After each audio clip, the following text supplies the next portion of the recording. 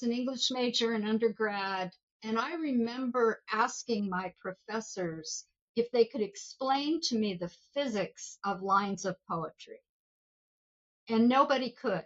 And that was in the 70s, of course. And they were wondering why I wanted to know those things when they were horribly out of fashion at the time. And so nobody was very helpful to me.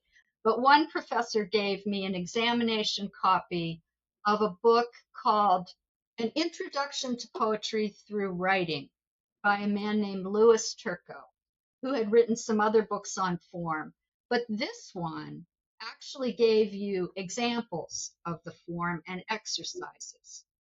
So I tried to do it over a summer, and I had a professor that I showed these things to, and I got some credit for it. But what he said to me at the end of the summer was, you express your creative side much better in visual art and in photography than you do in poetry. This is so green.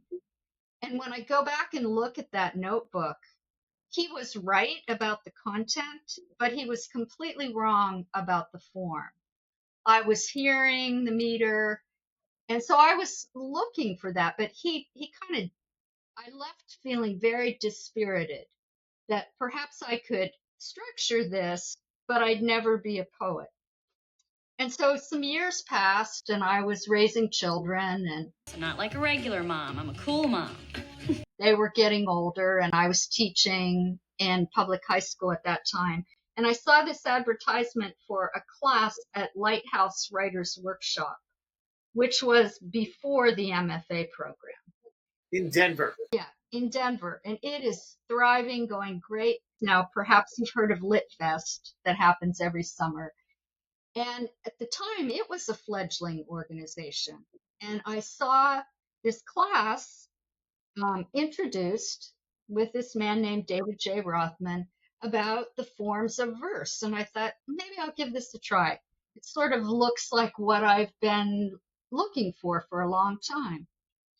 And it, in fact, was. And I met some friends that I still, talk with about poetry and meet with regularly. But we were online because David was living up in the mountains. And then after a couple years of taking those classes, I was learning a ton and writing all the time. And I decided to look up David J. Rothman online.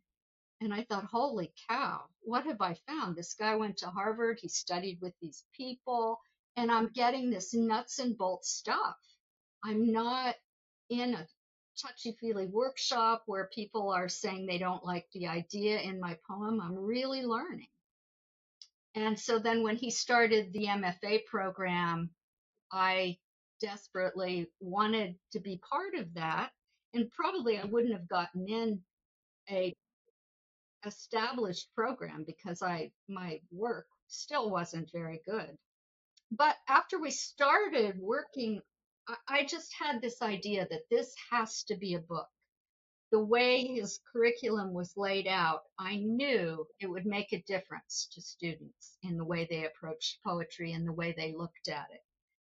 So it was the spring before the MFA program started.